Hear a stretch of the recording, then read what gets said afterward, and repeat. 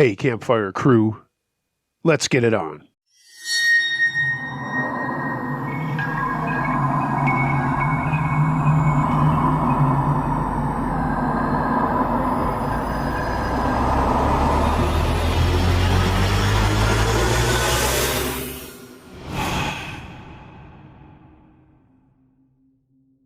Rest Stop Horror by Wonder Are Not Lost.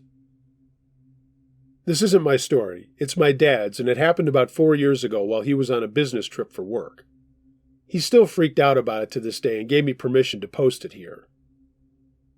My dad works for a large printing company, and they had completed an overnight rush job for a business. My dad got tasked with dropping the order off, and it would take 8 hours each way to drop off the order. He was going to take my mom as she's a retired teacher, and he figured it would be nice to have someone to drive each way. However, the night before he was going to leave, my mom came down with the flu. He left early the next morning and promised my mom if he got tired he would stop either at a restaurant or rest stop. He made it without incident to drop off the papers, and it was about noon when he set off again and soon realized the traffic was horrible. My dad decided that he'd take the long way home. It would add an hour or two, but he feared it would take longer if he waited in the traffic. He drove straight for hours until he realized he had to pee, and badly. My dad is a prostate cancer survivor, so needless to say, he pees. A lot. Also, he was starting to get sleepy, and figured he should pull over and maybe get a quick nap in. It was winter, so at 4:30 the sun was starting to set, and he noticed a rest stop ahead. He got out, called my mom to tell her he was stopping to stretch his legs and maybe catch a little nap and then head to the bathrooms.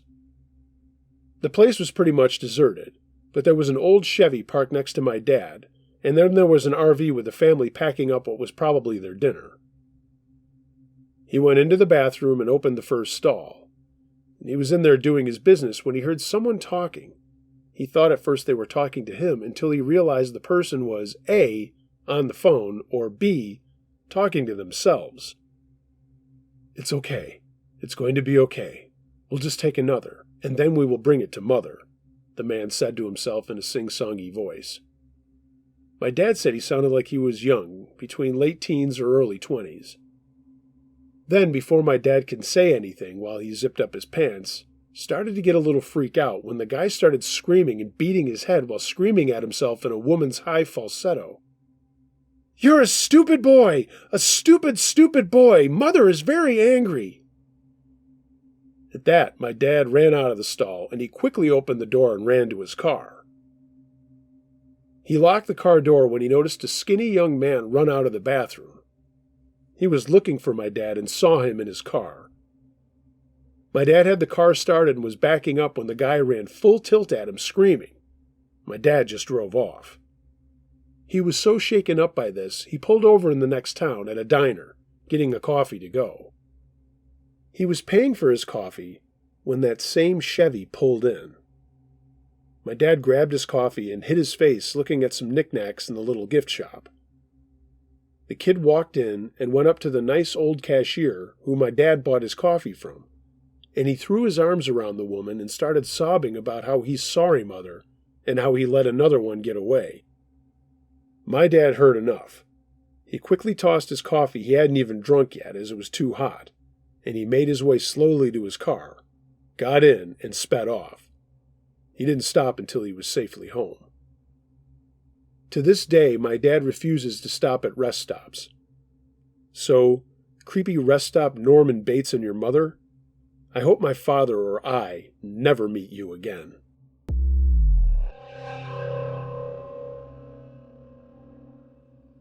The Gas Station, submitted by Bonnaroo Boy. This happened to me in 2005. I was in the summer before my senior year of college and waiting to start my summer job. I grew up and lived in Asheville, North Carolina at the time, and my parents were going away for a week to spend time with their friends in Myrtle Beach. My job didn't kick off for a couple of weeks after I came home from college, so I was kind of stoked to have the house to myself for a week alone. Not that I don't like my family, but at that age with a little bit of cash in my pocket, an empty house, well, you get the idea it was a nice way to transition from school to summer. My parents left and made the 5-hour drive to see my dad's high school best friend and some other folks. The first night I just kind of hung out and had some beers around the house with some pals when I got a phone call the next morning. It was my dad. He asked me a favor that was more of a favor to me than for him. At least that's what I thought at the time. For some reason, I suppose maybe to just show off his ride, he asked me to drive his brand new Corvette C6 down to him. They had taken my mom's Escalade, but now he wanted his baby. Mind you, I had ridden in this car once, and drove it only once, under the unbelievably strict eye of my dad. I love my dad, and he is an awesome guy, always was. But when it came to his cars, he was very protective, treating them like they were my little brothers, and not just that, he has a really neat collection of cars. This just happened to be his newest. So when I talked to him, I said, yeah, sure, I can do that. And over the phone, he gave me the directions that he wanted me to take and said I could drive the Escalade back home, or I could hang out with them for a bit too. I asked if I could bring my friend Tobin, and he actually liked the idea of me having someone else for the drive. Tobin was one of my oldest friends and a very devout Christian. My parents thought he was an unbelievably great influence on me for all things good. But even in his devoutness, Tobin did cut loose once in a while. But that's neither here nor there. He still is one of my best friends to this day, and this trip would solidify our friendship. All the arrangements were made, and Tobin and I planned to stay a couple of days with my parents and their friends. Just planned to hang out on the beach and maybe scam on some girls. Typical early 20s stuff. My dad laid down the law and said in no particular terms, but in this particular term, no bullshit. He was dead silent after he said it, and I said, yes, sir. And he repeated himself saying, Christopher, no bullshit. He let it sink in again. Then he laughed and said, keep it under 120, knowing full well that I was not going to go anywhere near 120, despite the power of the vehicle that went well past 120. As far as I know and what I've learned about the car, it does top off around 180. 400 plus horses or so will do that. So Tobin got to my house. I made sure that my phone was charged, and with our light packing, we set off. I called my dad and let him know I would also call him from the road if we stopped for gas. I couldn't believe he was actually letting me do this. And I'm not going to lie, I was really excited. That feeling would change on what would become one of the creepiest rides of my life. Feeling like James Bond, I pulled out and began the journey. We had tunes rocking and were psyched to be cruising down the road in this killer vehicle. The trip was going smoothly, and I was enjoying the feel of it on the open road. There's just something about driving a Corvette that's beyond comparison. I'm sure a lot of people listening to this have a lot of really sweet rides as well, but as a college kid, I was in heaven. Everything was great. The sun was shining, the tunes were rocking, and we were making excellent time. We were about 80 miles outside of Columbia, South Carolina, when we were down to a little over a quarter tank of gas. I wanted to make sure that the tank was always close to full, so I made the decision to stop for gas. I saw a sign for gas and made my way off Route 26. We had to drive a little bit to find the gas station, and when I say we were in the middle of nowhere, I mean we were in the middle of nowhere. I would have preferred to stop at a larger rest area, but for whatever reason just wanted to fill up the tank too. My first mistake. I should have waited for a better place. So we drove for about 5 or 6 miles off the highway and came to a crossroads. Not gonna lie, it was pretty creepy. Despite the sunshine and a little breeze, this little intersection had nothing on one corner, a rundown church on one corner, this dumpy little gas station, and another empty building that looked like an old post office or something on the last corner. As I pulled into the parking lot, I noticed there were no other vehicles there except for cars parked that were obviously being attended to by the mechanic of the gas station. It wasn't just a gas station, it was also a vehicle repair shop. The sun went behind some clouds and the breeze made it feel very surreal. I shut the vehicle off after pulling up to a pump, the only pump, mind you, and it was dead silent except for the wind.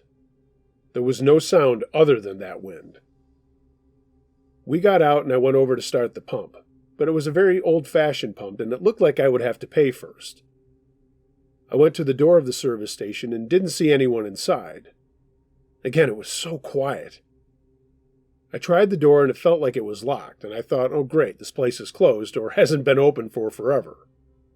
But then the door gave a little and opened. I stepped in and there was only the whir of an air conditioning unit. I looked around and saw a door to the garage area, and I went over to it to see if there was someone in there working on a car that could start the pump for me.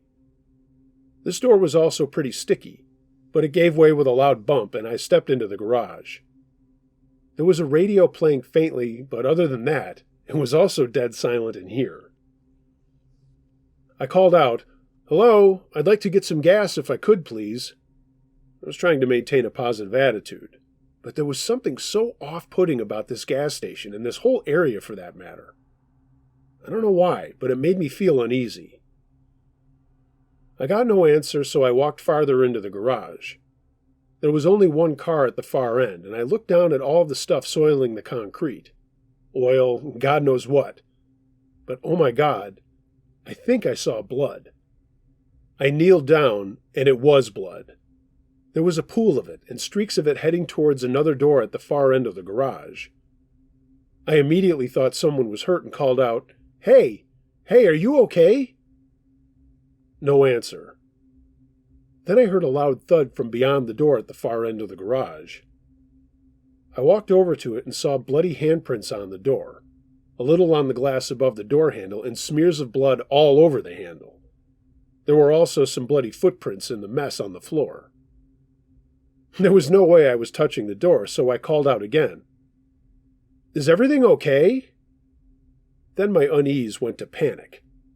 Something was very wrong here, and I wondered if I should just call 911. I quickly turned around and headed back the way I came and went out the door back to Tobin in the car.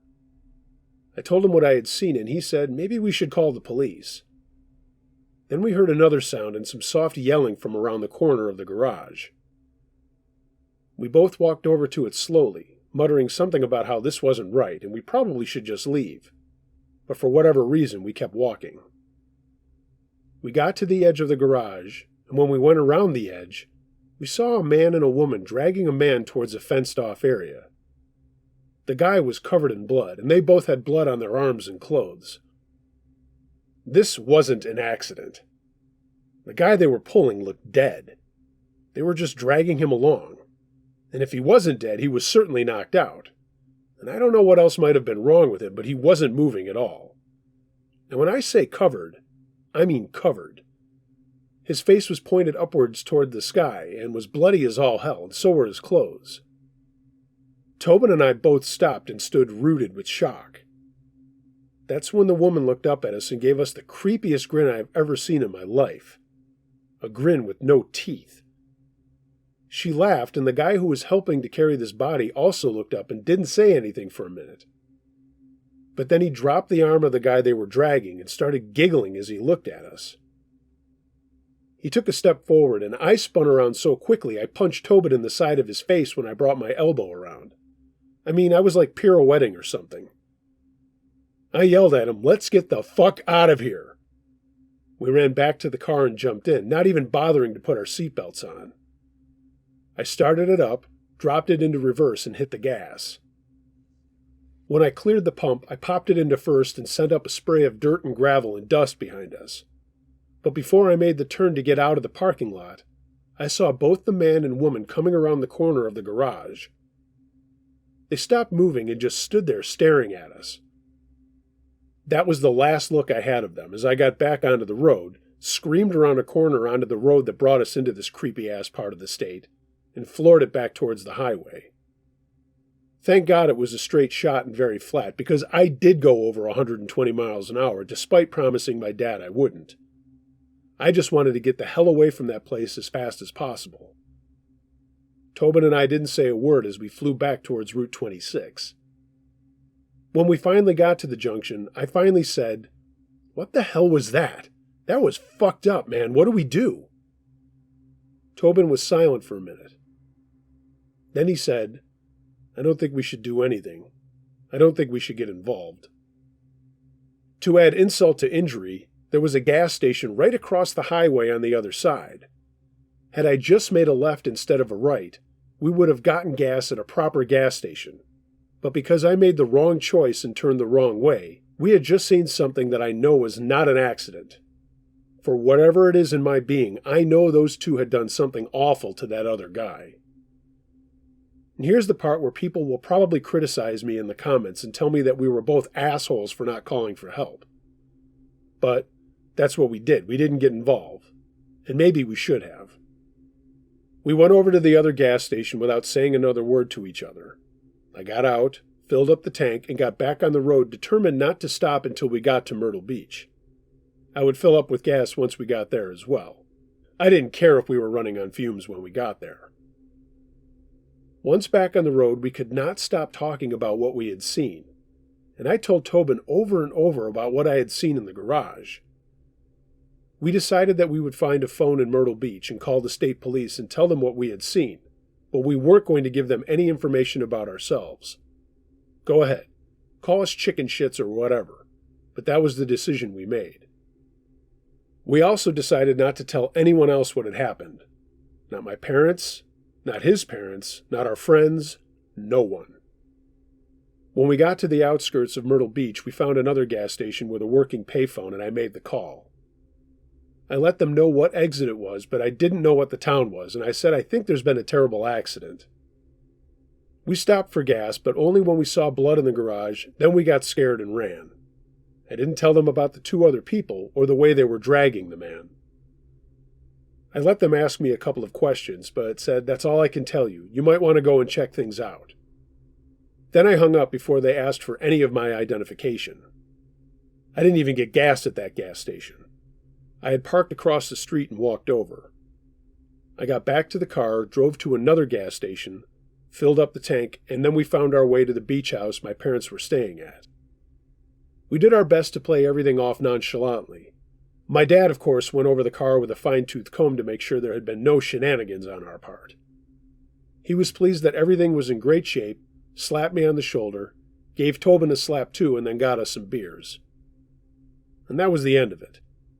We spent the next couple of days trying to relax, but it was hard knowing that something crazy happened out at that gas station. I never heard anything about it and never saw anything on the news or anything like that. Not like it would have made huge news being that it happened in the middle of nowhere anyway. To this day, Tobin and I never told anyone about what we had experienced. This is the first time outside of the two of us that I have ever said anything. When I look back, I shudder about seeing all that blood. That body that I was convinced and still am convinced was a dead man, and the faces on those two people, that toothless grin, and that crazy weird giggle the guy made. Christopher is not my real name, neither is it Tobin's. In time we let it go for the most part, but since that fateful day I have never gotten off the highway on any road trip to get gas or anything else unless it is a full rest stop, or a truck stop that's well lit and people are around. I don't think I will ever make the mistake of driving to some backwoods gas station for fear that I might see something that I don't ever want to see again.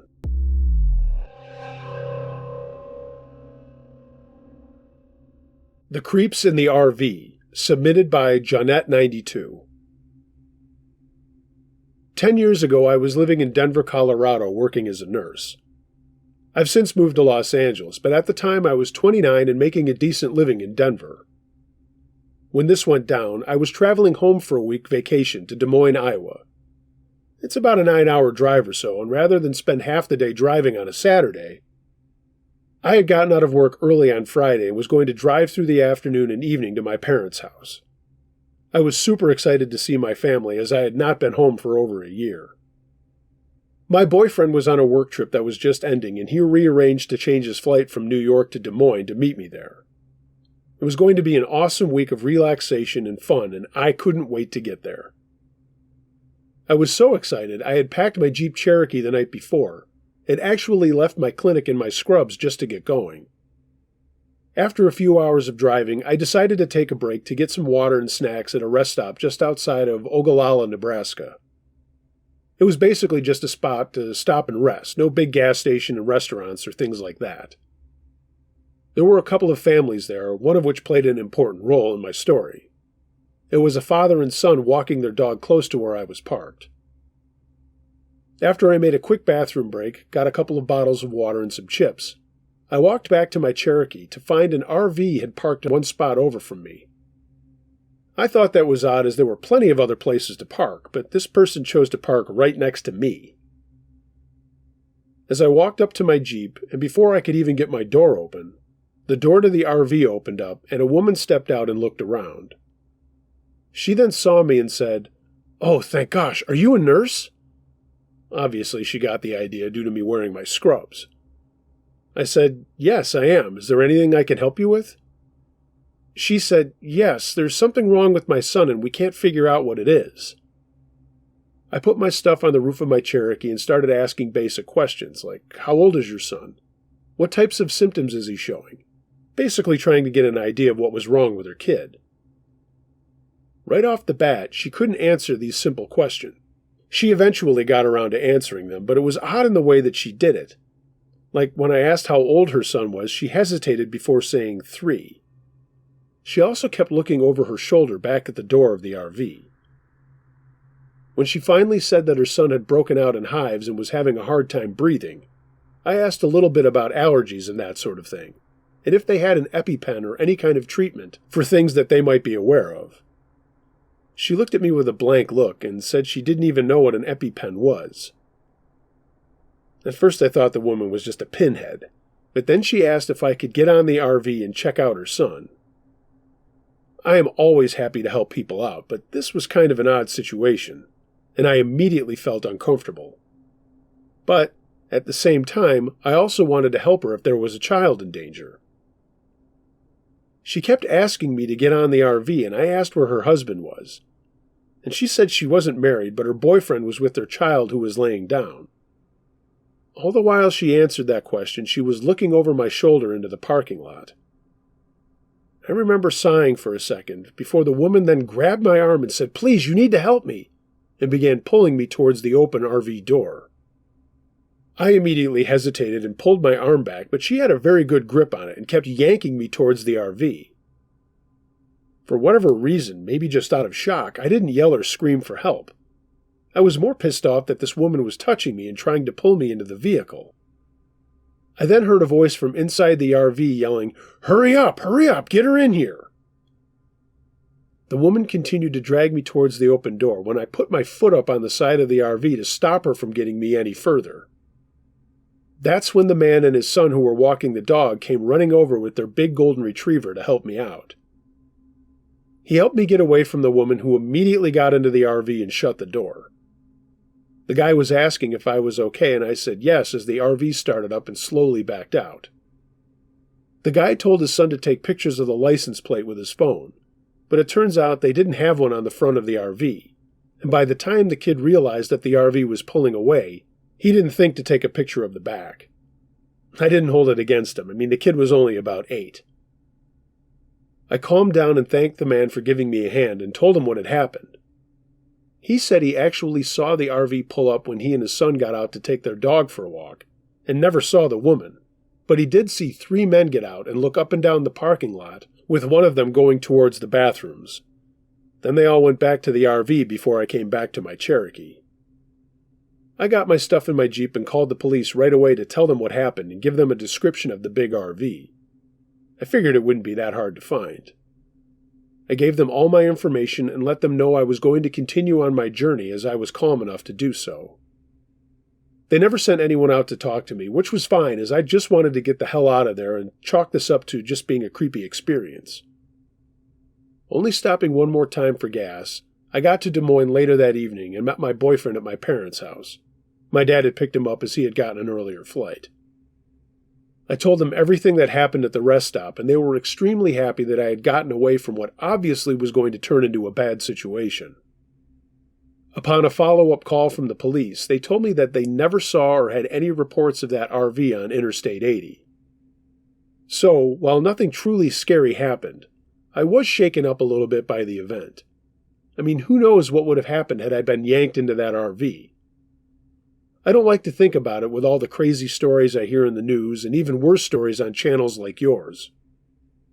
I'm just happy to say that there was a great citizen out there who stepped in time to save me from a possible bad fate.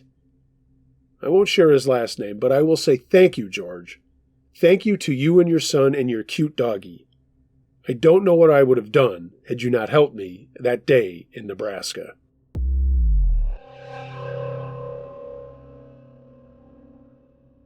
Unplanned Goodbye by Josh R. I get chills when I think of this story. It was May of '91. I was 31 and on my first solo cross-country motorcycle trip. I was thrilled. I'd gone from Tucson to LA and then headed east on Route 50 for a cross-continental ride back to Maryland. My Honda 1100 Shadow wasn't equipped with a gas gauge, but a full tank normally yielded about 145 miles.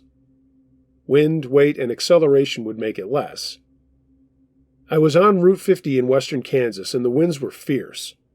I was constantly calculating mileage versus distance between gas stations, and it was hard. They weren't spaced closely together. I didn't properly anticipate the effect of wind and found myself in trouble. I hit my reserve level, and there was a tiny town 5 miles ahead. No town for 30 miles after that. No gas in 5 miles, I'd be stranded. There was a rest stop just ahead, and I noticed a landscape trailer, so I pulled over. I figured he'd have a gas can for the mowers, but he didn't. A woman was getting ready to pull out, and she seemed nice enough. I asked if she knew where I could get gas nearby, and she said the town didn't have a gas station, but she had a farm, and if I would follow her there, she had gas tanks for the farm equipment. I followed her old International Scout just a few miles from the rest area to a farm. Typical of that area, it was flat as a pancake, and her home was surrounded by trees to block the dust carrying on unyielding gusts. Next to the house was a massive steel pole building. She slid open the door to turn on the pumps, and inside were 2 fancy crop dusting planes. She closed the door, I filled up my bike tank, and we headed inside for a cup of coffee. She was alone, and it seemed risky for her to help a stranger on a bike with no men around, but I was grateful nonetheless. We sat down while the coffee was brewing, and she cut a couple slices of cake. Then she started to cry. Not full-on bawling, mind you, but her eyes got wet and she couldn't speak for a moment. Of course, I asked her what was wrong. She stood up and made her way to the bookshelf where she grabbed a picture and brought it over to me. It was a young man around my age, standing next to a crop dusting plane. And holy cow, he looked like me. Now, I never think I look like anybody that other people think are my doppelganger, even my kids. But in this case, it was downright spooky. It was me in a flight jacket. I said, "Is this your son?" And of course she said yes. She explained that her husband had died of a heart attack a year earlier, and just 3 months ago her son died testing a new German crop duster. The plane had been faulty, which made his death that much more agonizing. More than anything, she had simply lost the 2 men in her life that were her everything, over just 9 months. We spent an hour talking. She wanted to know all about me and to tell me all about her son. After a while, she said we were very much alike in spirit, that many things I said could have been verbatim from her son's mouth. While I enjoyed mildly dangerous pursuits, I was no crop duster pilot. But to her, she felt I was sent to her for a reason. She said so. I knew it, and I was both sad and grateful. So was she. The long hug we shared when I left wasn't the least bit uncomfortable. It was sincere and pure, a moment of raw, unscripted understanding and connection. It was actually hard to leave her, but the time was right and I was on my way. Thoughts and flashbacks of our interaction filled my head on and off that entire trip, and for weeks after I arrived home.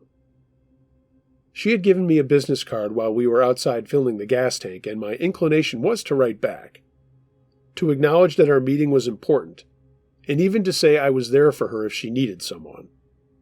But after much thought, I chose not to write. I would never be back in western Kansas, and could never be the kind of support she had to have available from friends and family.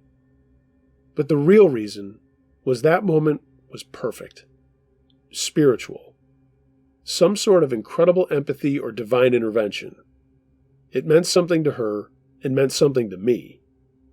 Nothing I could say or do after that visit would ever do justice to that moment where her son came home just long enough to say goodbye.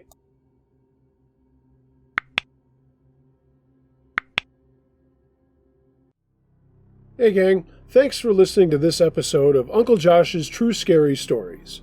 If you have a true scary story of any nature that you'd like to hear narrated on my podcast or this channel, email it to unclejoshtruescarystories@gmail.com.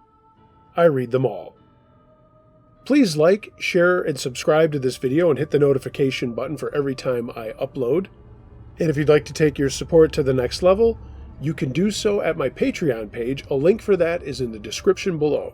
Any amount is accepted.